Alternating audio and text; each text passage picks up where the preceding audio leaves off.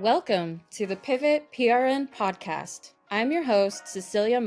And I'm your co-host, Connie Betz.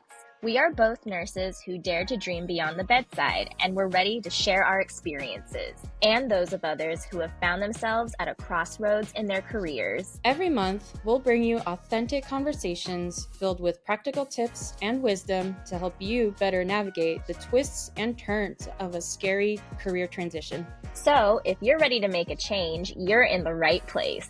It's time to take control of your life, PRN style. Ready for your pivot? Let's do this. Welcome to another episode of the Pivot PRN podcast. I'm Connie Betz. I am Cecilia Amato. We are talking about Cecilia today. So we figured the first few episodes will be introductory, just getting to know us as co-hosts. And today is going to be about Cecilia. I don't know, should we just go right into it, or do you want to you can talk about the lovely space that we're in? Oh, yes. I love the space that we're in. We're filming at the Collab Space in Irvine in their teal room, which is one of their focus rooms. And we're here for free, kind of graciously, because we belong to the Like-Minded Collective in Orange County. There's also a free virtual networking group online called Like-Minded Collective, 3,000 plus members, 30 countries. We just learned that today. Just learned that 15 minutes ago. Inball's the creator, and she's so amazing. Yesterday, she just gave me an ambassador or discount code for our podcast. Oh, that's cool. Yeah. For people who want to join the OC. Oh, that's cool. Yeah. I think I need to change the name because I made it like Rosie. It's like Rosie, capital R10. Maybe I'll change that, but that's it for now. Maybe by the next episode it will change, but so use it code now before it changes. Yeah. Stay tuned for the affiliate link. So I guess we'll get right into it and learn a little bit about Cecilia Amato here. I guess if you haven't listened to the first episode, we both know each other from nursing. We were both in nursing school together. We volunteered together. That's kind of how I met Cecilia. But I think we would like to learn a little bit more about you. Like, what is your background? Who are you? And what is something fun about you? Something interesting. It's a big question. It's a big question. My background, I think I went over it in the first episode a little bit, but so I went to UCI nursing with Connie, I think like a decade ago, and have since then just been working as a nurse in Orange County and worked in lots of different specialties, trying lots of different things to see what felt right for me. I think home health nursing has been really great for me, giving me the work-life balance that I want. And it's definitely given me the time to be able to explore like other passions like podcasting or networking. So that's been lots of fun. But right now, so I think it was after the wedding of a friend of ours, I was talking to a guest and she was telling me how she had a remote position.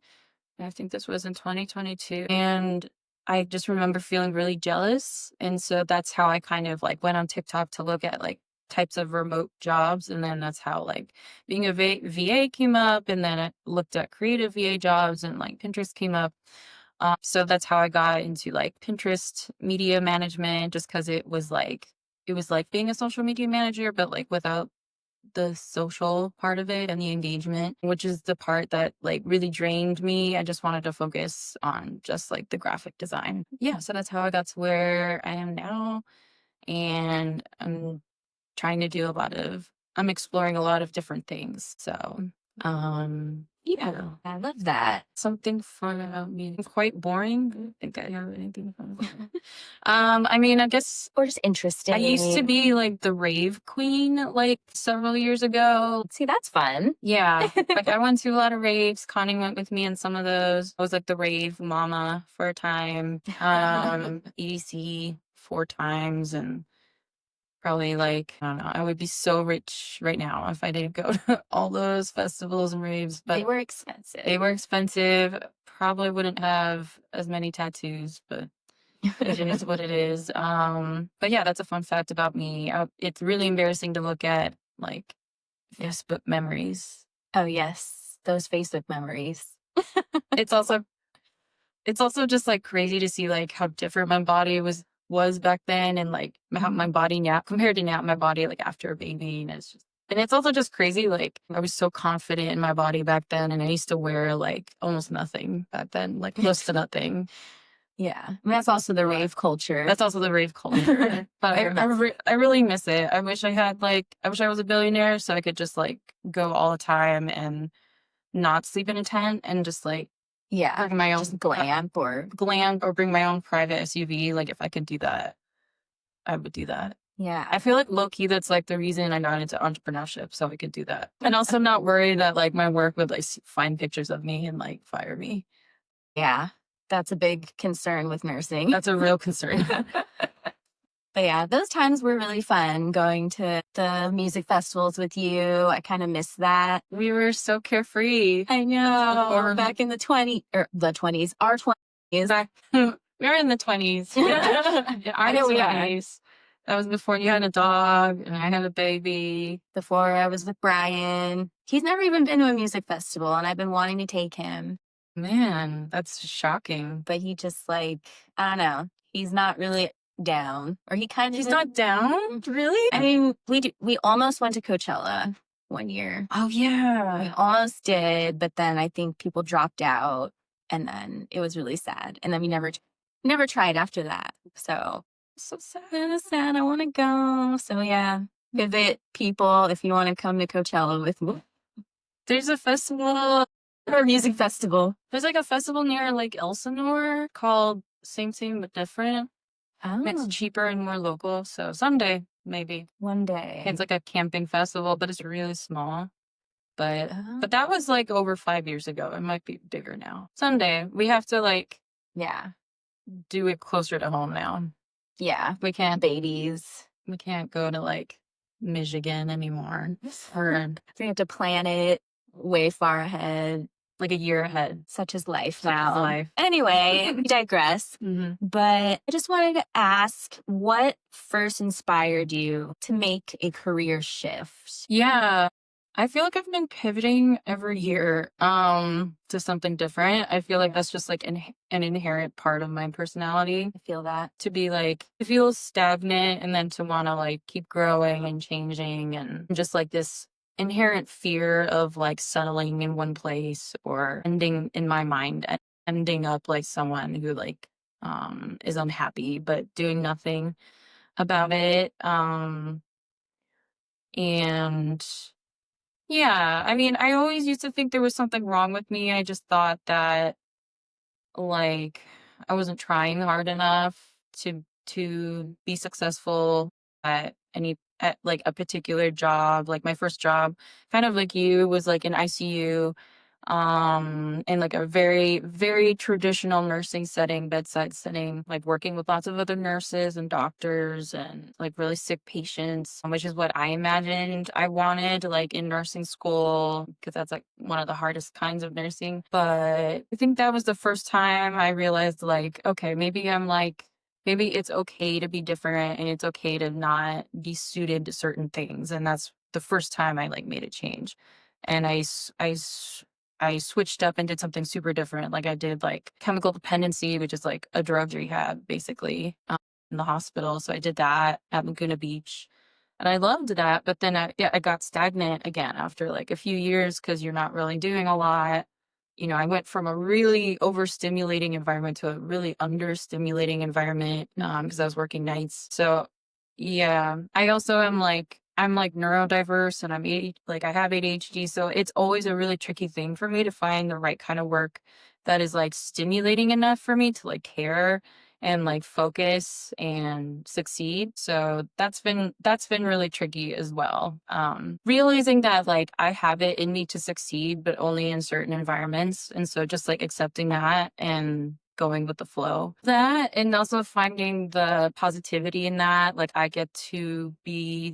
always get to be the most original person in the room because I have really different experiences compared to everyone else. Because usually when I go to a setting, it's people that have been there for a really long time. I'm usually Yeah. the only person with my kind of background. So I usually come up with ideas or thoughts that like most people haven't had, It's good. or like a different perspective. So that's how it kind of started. I always figured like, I spent all this money and time to get a nursing degree. Getting a nursing degree was like soul crushing. Like I almost dropped out at one point. I failed one of my clinicals. I like seriously thought about just getting a public health degree. I went through so much trauma to like get that degree, and I didn't even get into nursing school initially. Like I was refused initially. Like I had to like be a different major first and then reapply as a different major. So it was so hard to get that degree. So I did everything I could for like almost a decade to try so many different types of nursing until I could find one that fit well for me. And it took a long time. And I think I've found one that I like now.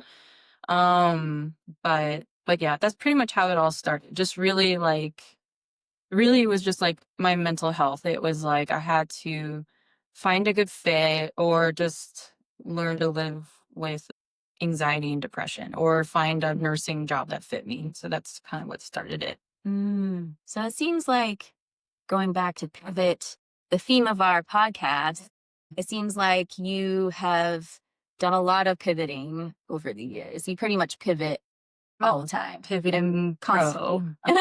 Pivoting professional. Yes, she's a pivoting pro. Pivoting pro. So you are perfect for this podcast. Yeah.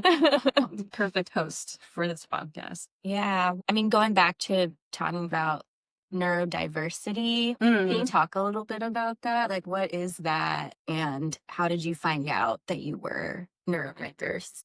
Yeah. I knew so I wanted to look at some neurodiversity. So it's actually really funny. I was talking to a mutual friend of ours, and he was telling me how he has ADHD, and that really surprised me because he's a really quiet person. But yeah, I forgot how we got on that conversation. But he was telling me that he has ADHD, and I was like, really? Because it's not anything like I thought it would be. I always thought of ADHD as being like someone really loud, someone really uncontrollable, like another mutual friend of ours that I can think of off the top of my head.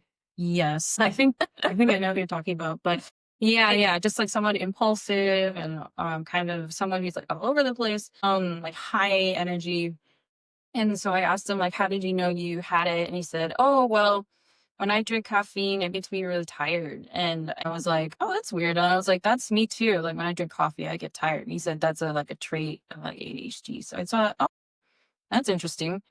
So then I researched it, and then I realized that ADHD presents differently, especially in women. In women, it goes undiagnosed longer because in women, it tends to present as someone who's like inattentive versus hyperactive. So in males, it presents more as like hyperactivity or being like loud or over talkative. In girls, it can actually be the opposite. You can be like quieter because you're inattentive. It just means that you're more forgetful or your thoughts are more disorganized.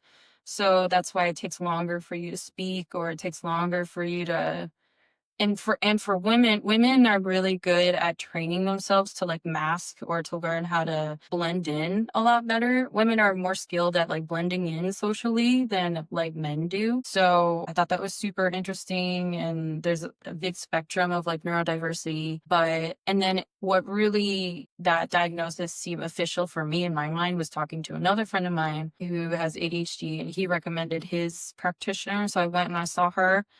And I did all these tests to confirm if I was, and I like scored super high for like all of them. Like they would give you this test of like, they would give you on this paper, they would have like numbers, but they were scattered kind of like a constellation of stars. They were scattered all across the page, but they were all numbered. They were different numbers, like 1, 2, 3, 4, 5, but they were all like all over the place. And they would time you to see how fast you could connect it in order.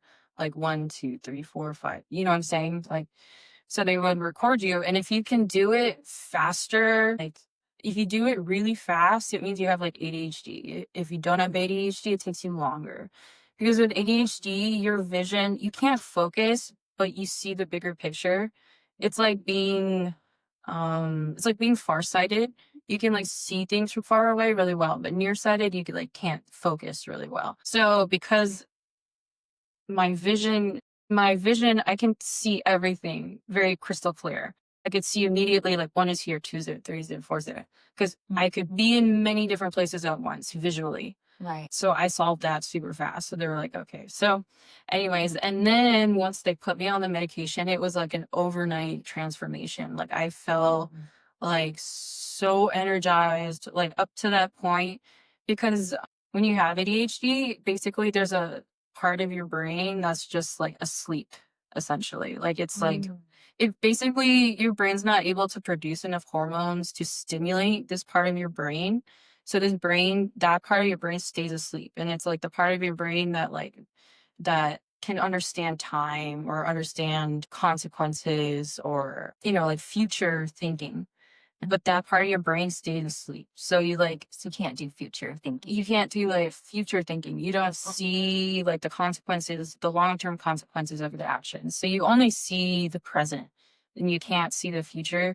The Pivot PRN podcast is proudly sponsored by Nova Nails, your premier destination for high-quality, semi-cured gel nail stickers and essential nail tools. Founded by the inspiring Priscilla, with whom I had the pleasure of meeting at a like-minded collective event, Nova Nails is an empowering brand led by an Asian American female entrepreneur. As a busy mom, I understand the challenges of finding time for self-care. Visiting a nail salon can be difficult, especially when arranging childcare. That's why I love Nova Nails at-home do-it-yourself gel manicure kits. With these products, I can achieve salon-quality nails at a fraction of the cost, allowing me to look and feel professional at networking events. The durability of their products is remarkable. They last up to 3 weeks, empowering me to be my own nail tech. Take advantage of our exclusive discount code PIVOT10 and receive 10% off your first order at nova-nails.co. Elevate your style today and make sure to use this code before it expires. So then once you take medication, it wakes up this part of your brain. It's kind of like drinking coffee in the morning. You're like, oh, I'm awake, but before that, you just can't mentally think very far. It's like, it's the feeling you get when you first wake up in the morning and you're super cloudy, but it's like that all the time with ADHD, at least for a woman. So you just feel tired a lot or unable to focus or just like you forget things easily. So when I took my medication, it was almost like I was taking an espresso shot and I was like awake for the first time in my life. Like I could remember things clear. Like I was so clear, like mentally so clear. So it was incredible. And my social relationships improved because prior to that, it was so hard for me to stay present in conversations. My mind would always drift when talking to people. So then I would not offer much in the conversation. I would always get distracted thinking about something else while they were talking. And I still do that. It's hard for me to stay focused or to watch a full length movie. So my friendships improved. And then because I could see the consequences of my actions, I feel like I was a lot less impulsive. So before I was on my medication, that's when I was I was constantly going to festivals. I was constantly going to raves because it stimulated me and made me feel alive because I felt asleep without it. I felt like everything was dull and gray. And then once I was on the medication, that urge to and go to these big events just went away. I just didn't want to go anymore. Oh, just Because I was like, oh, I'm good. I'm good. I don't need that anymore. Then those situations became overstimulating for me because I wasn't because now I'm internally stimulated enough to focus and feel content, instead of restless, So that's interesting because I do remember you were going to music festivals all the time, and then suddenly you just stopped. It wasn't even oh, I'm gonna go to one here and there. Yes, full stop.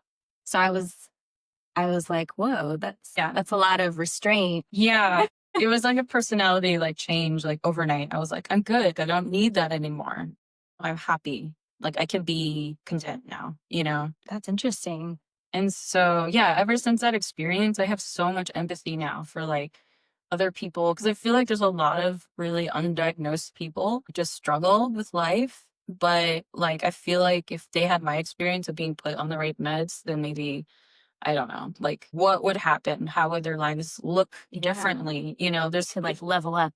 you level up and you see these like celebrities that like make these huge mistakes in the public, and a lot of them have ADHD. And so like it always makes me think like if they treated if their brain chemistry was just a little different, would they be making those mistakes still? You know, so I have a lot of empathy for them because I've been in that cloudy place before of feeling not satisfied and like constantly looking externally for like happiness. So I yeah. feel like a lot of people could relate to that. I think even myself, I like have issues like just being still, or like I always feel like I have to travel or I have to be like doing something, like new experiences. Right. And then my husband's just like, why can't you just, chill? So I feel like a lot of people can relate to that. Maybe people are on that spectrum of like, maybe they're not full on ADHD, but it might be just a little bit.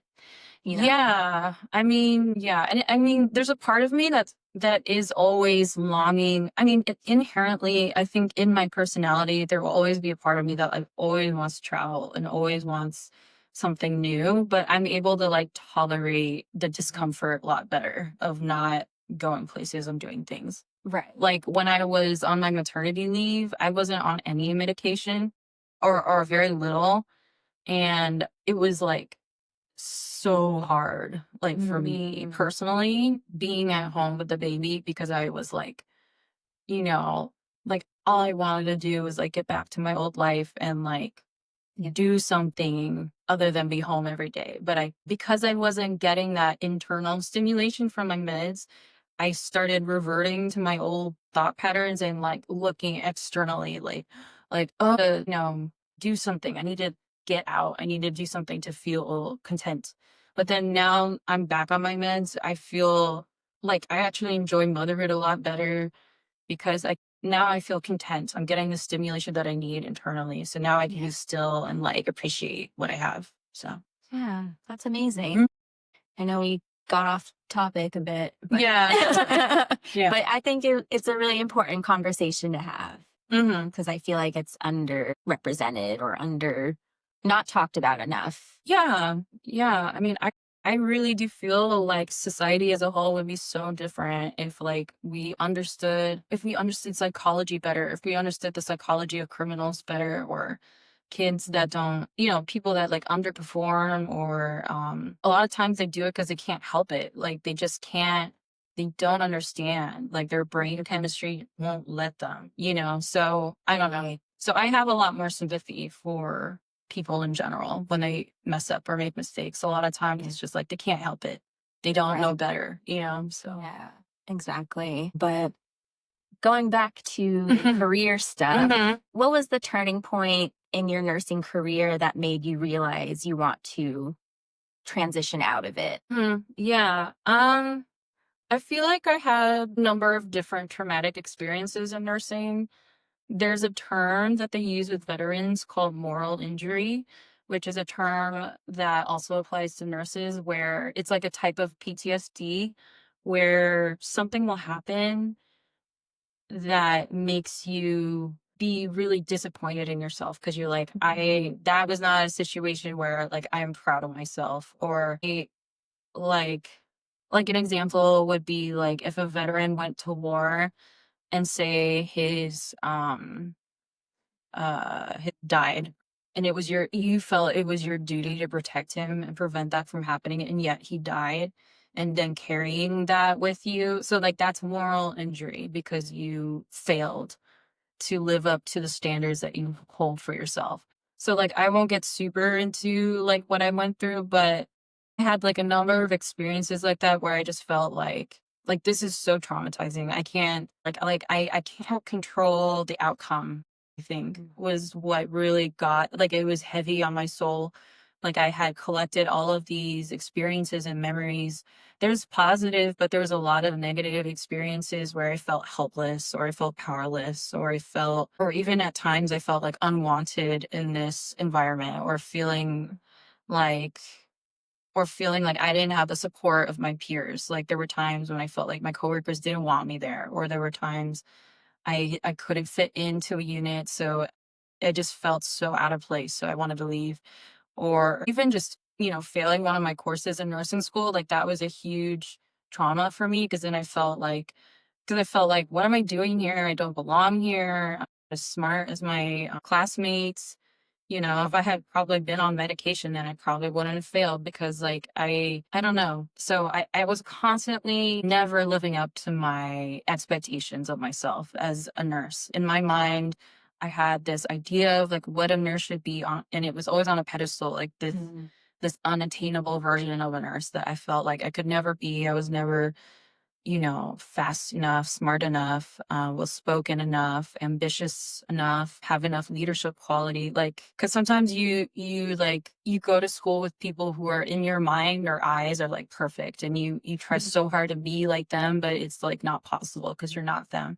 So it's just exhausting living like you feel like you're a disappointment. And I was just so tired of feeling that way and feeling like I had like nowhere to go and feeling like I'm stuck and I'm not growing. So I think that was like the turning point for me. I think I had like a few experiences that I won't get into, but that was like the turning point for me where I was just like, I can't do this anymore. Like, this is not worth it to me. Like, I could continue, but I was like, this is not worth it for me. I'm not really gaining anything out of this. I'm just continuing, like it's just a pattern at this point. Like it's just this continual cycle of like toxicity and negativity, and it's not getting better. So it was kind of like leaving a toxic relationship in a sense. There came a point where I was like, I can't ignore this anymore. Like I need to leave and do something different, because it's already been a decade and I'm still like longing for, because I still had other dreams and other aspirations, and I thought that they would like die or go away with time, and I would eventually like learn to love nursing more, but that like never happened. So I was like, and also I just felt like I was doing such a huge disservice to patients being in a career where my heart was not fully in it. And I just felt like people can feel that or sense that. And it's easy to talk yourself to stay in nursing because you're like, nursing is so understaffed, or like they're so desperate for nurses. So you stay and you stay for a really long time. And yet you still don't feel any happier. You don't feel any more appreciated. And then you go on and you see other nurses leaving bedside and doing other things. And you're like, oh, you know what? Like it wasn't the end of the world that they left. Like they're fine, like the world didn't end. There's new nurses coming into nursing every day, people that really want to do it and are made for it, and you do in nursing, you meet people that, like they're meant to do this. They're so good at this. It comes so naturally to them. And so that's a turning point as well, realizing like, wow, I'm not this person. This person like lives the things that I find toxic and that I find hard on my soul, they like thrive under and live for. So I think that was like a turning point for me. It like occurred over time, but it just comes with maturity and age. I think when you're young, you just doubt yourself a lot. You think, what do I know? I'm just stupid. I'm young. What do I know? You just have to keep pushing. And then as you get older, you realize like, you should have listened to yourself in the beginning. You should have trusted your instincts in the beginning. So. Right. Yeah. And it's hard to leave because there's the financial stability aspect too. And also just how nursing is viewed in the public eye. Like people love nurses. They're like the most trusted profession. Right. And yeah. it's like hard to leave because you want people to admire you. Like your parents to love you. Right. Your parents. Yeah. You have the pressures of people around you who want you to be in that role because they want to be proud of you and brag about you to their friends or whatever. Yeah. So, I mean, I feel like there's people that get into nursing because of mommy issues or daddy issues, just because we want that approval and we want that esteem. So yeah. Right. I can definitely relate to a lot of what you were saying. And so I guess during this transition period, what has been the most challenging part of like starting your own business? The hardest part is like there's really no one in my family has done this really, or like, so I'm the one stepping out, I'm doing something different. And it's something that like all the people I used to look to for validation are no longer giving me validation because I'm like going in this direction. And so that part has been really hard. Like my mom, it's hard when your parents don't believe in you. Like my mom doesn't, because she doesn't see it the same way I do. In my mind, I'm like, this will pay off. This is an investment that will lead to somewhere better. Whereas in her mind, she doesn't see it that way. Because we live in different times now, like I'm able to do what maybe she couldn't have done or her mother couldn't have done. So I think the older generation at people like me sometimes, and they feel like maybe jealous or they feel bitter because they surrendered a lot of their dreams or aspirations to fulfill their duties that was expected of them at that time. And it's different now because like more and more women are choosing not to have children or to get married and that kind of thing. Whereas back then it was different. Like now that I have a baby, I totally understand now why it would be so easy to just give up and just do what is safe, I guess. But yeah, I think just not having the support of my parents or just not having the support of like the general public, I think entrepreneurship is still not, people give it the side eye. I think people don't trust it. They're cautious of it because everyone thinks of like that one random relative that like changed their careers a bunch of times and couldn't settle. And I feel like people always use some example of some person that didn't succeed and how like they're an embarrassment or something. So, but people don't necessarily see the positive side of that either. So I don't know. So there's that fear. It's the loss of the validation and the loss of the certainty that is really hard. But yeah, but I also don't want to live life like without regrets. And I know for a fact that my mom has regrets. Yeah, I definitely agree with that. It's been really difficult to transition careers just because everyone sees me as this one identity and it's hard for them to, I guess, reconcile. Like it confuses them. I'm staying for myself, but I'm very much a people pleaser. And like, I don't want people to be confused by me.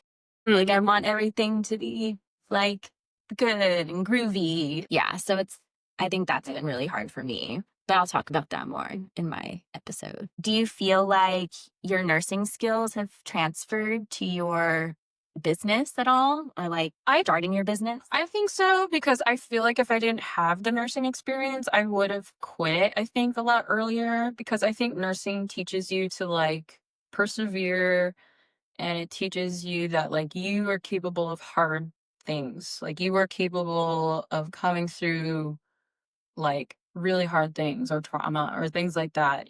So like anything that I feel on this journey is really small compared to like other things that I've been through prior as a nurse.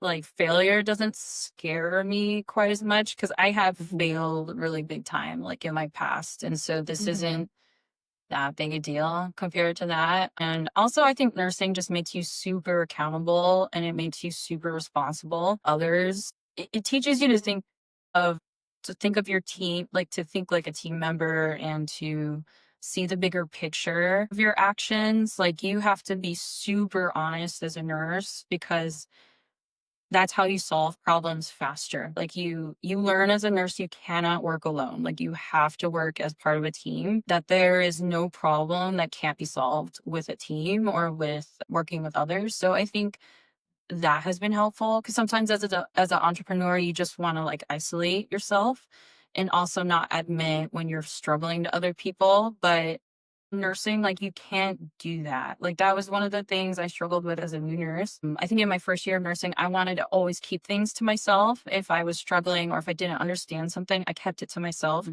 Because I didn't want to admit my flaws to other people or admit like I didn't understand something.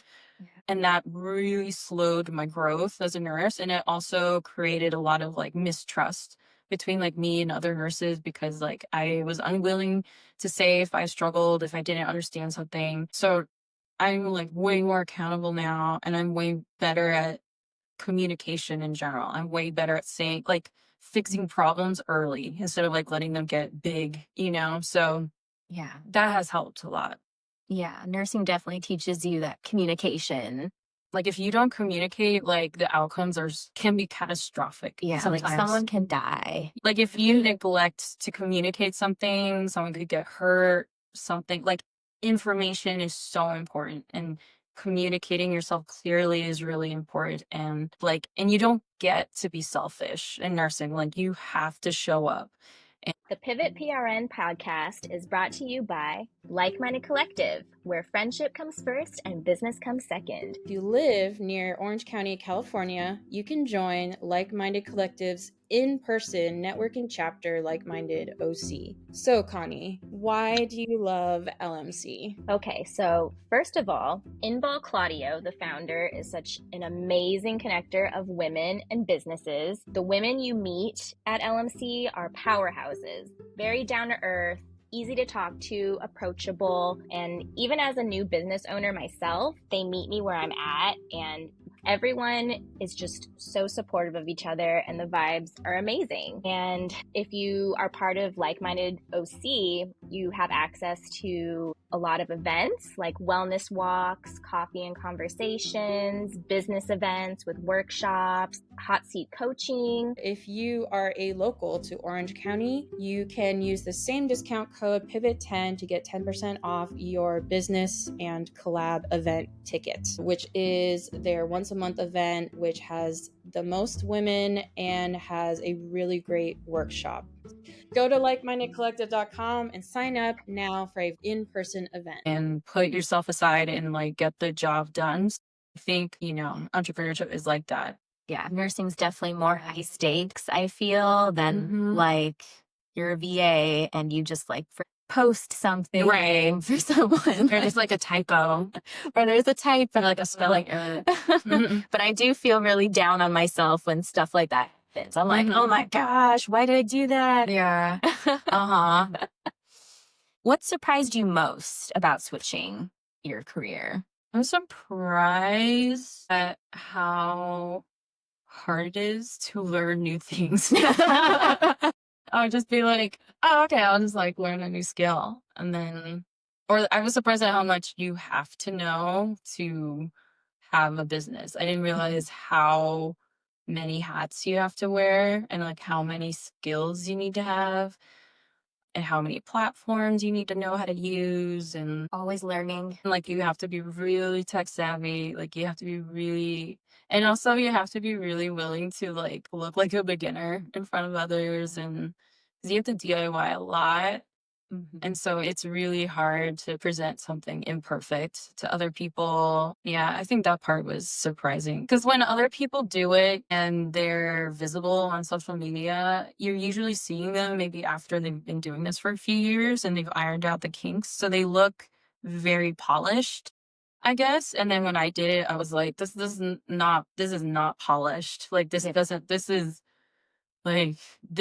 ugly. Like this whole, like my website was like everything was DIY in the beginning, and I was like, oh my God, like how, so that's when I really realized, like, yeah, I mean, some people do everything DIY, but I realized like I would need help. And I was also really surprised how much I found networking to be useful. I thought it was like kind of an optional thing that like you don't really need, but now that I've added in networking, it's like indispensable. Like I don't know what I'd do without it, so.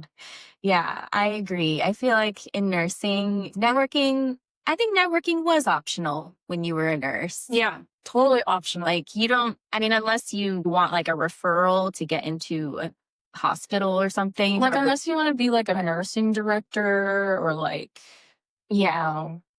be in leadership or be a manager. But to be a bedside nurse, you don't need to network. Right.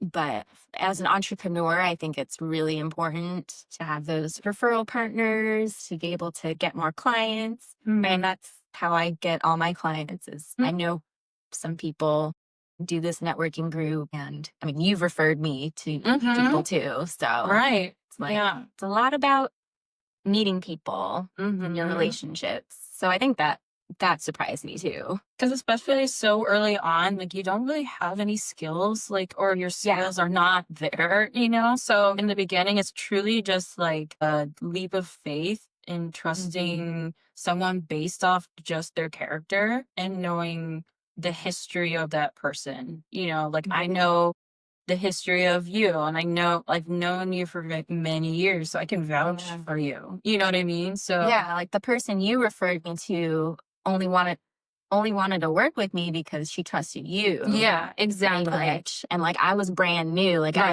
had never 100%. done anything before. Yeah. But people want to work with people they trust or people they know. Look, because I feel like it's not enough anymore to have just like a perfect resume. Like you could still be a psycho, you know? So it's really important.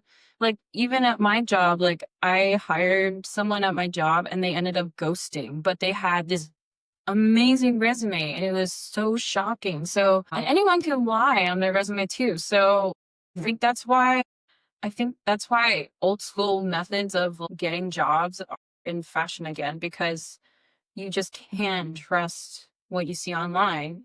You know? Yeah. Whereas personally vouching for someone is like so valuable. Like that's priceless.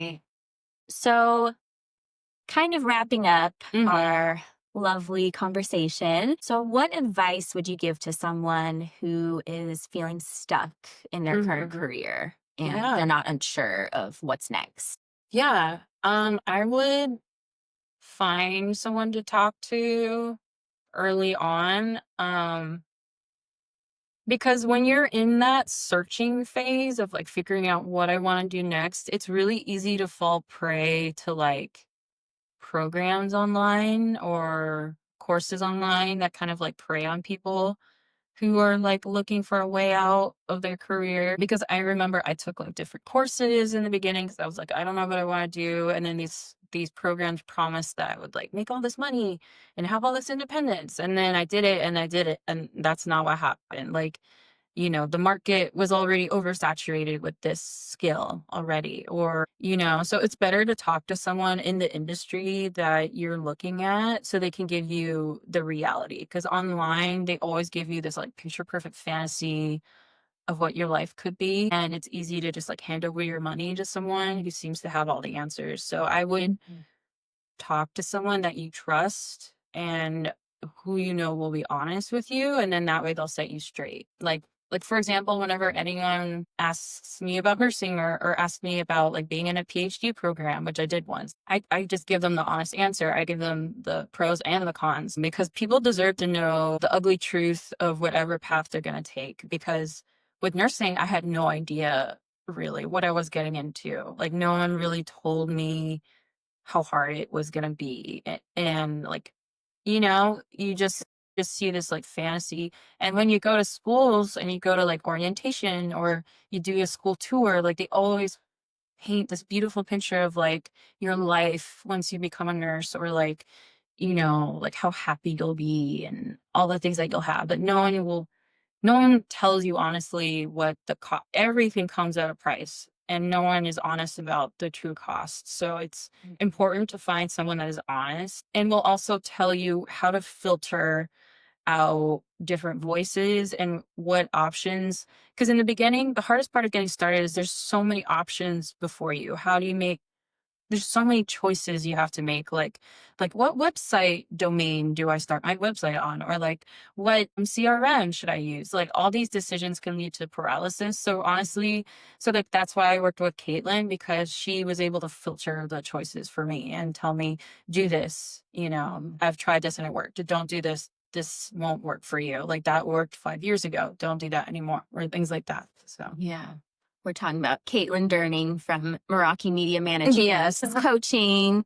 I also work with her doing social media management. She's amazing. Sorry, there's something I was going to say. Oh, yeah. About how you talk about the ugly truth with people about nursing. It makes me think of this like this nursing event I went to for our alma mater. And it was like a lot of people who wanted to go into nursing. And this was like toward the end of my nursing career when I was just like disillusioned or like basically like they were just like asking me like, oh, like what, like how do you like being a nurse practitioner? And I was just like, don't do it. It's so bad.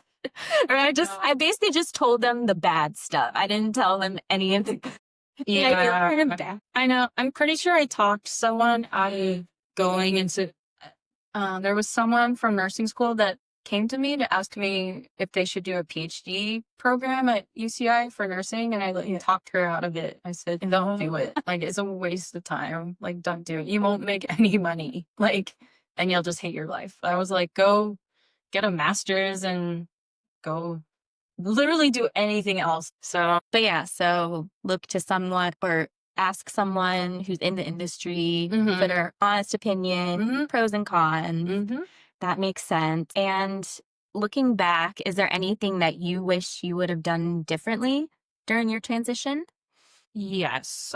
Like, trust your instincts, because I feel like I wasted a lot of time and money on like things that I thought would help me succeed faster, or I fell prey to like other people or programs that promised like shortcuts, and there was no ROI from it. And so I regret that. So I wish I had been more conservative with my choices, trusting that I know what's right for me, because you're not going to do things the same way as someone else, and it's okay to not take their advice. And if something feels too good to be true, it's usually because it like is. Bought into this like business accelerator program, but it was like 15 grand or something.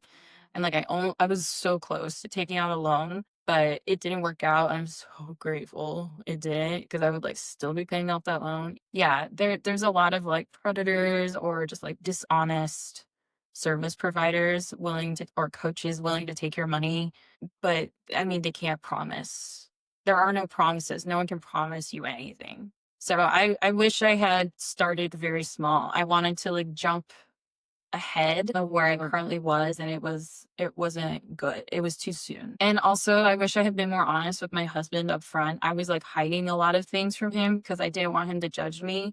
And then whenever I wanted to invest in something in my business, I like always kept that secret to myself. I never shared like, this is what I'm spending my money on, or like this and that. I'm still kind of secretive because I'm still scared of his judgment, but I'm learning that honesty and transparency keeps you from making big mistakes, that I like regret now. So I think transparency with your partner and the people around you, it's really easy to not talk about what you're working on. It's easy to just like not include friends and family, but it's also important to include them because they will tell you if something's fishy, or they'll tell you like, sometimes some judgment is good because it keeps you from just like being in la la land. So, like, you need your feet on the ground. You need someone to tell you like, this isn't right, or feels off, So being more transparent with your friends and family isn't always a bad thing. That's something I'm working on, at least with my parents. Yeah. Yeah. But